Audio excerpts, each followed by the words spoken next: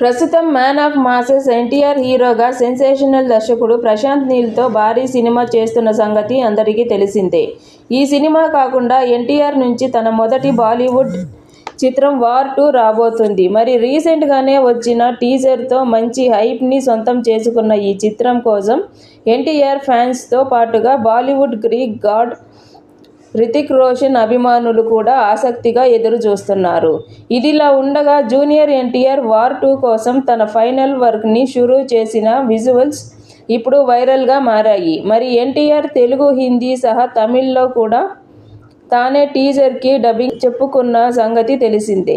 ఇప్పుడు full length cinema కూడా అన్ని భాషల్లో తానే చెప్పుకోవచ్చు.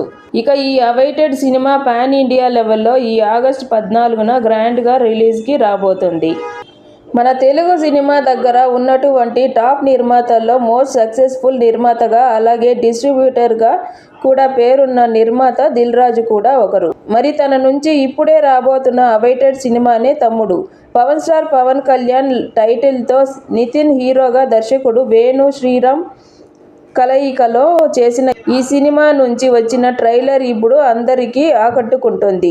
అయితే ఈ ట్రైలర్ లాంచ్లో దిల్ రాజు చేసిన కొన్ని హాట్ కామెంట్స్ వైరల్గా మారాయి.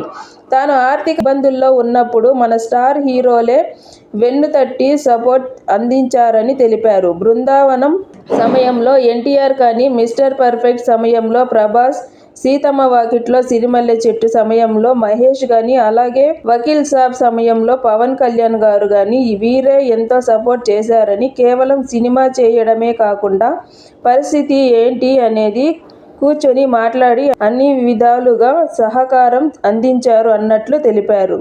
దీంతో తన కామెంట్స్ వైరల్గా మారాయి.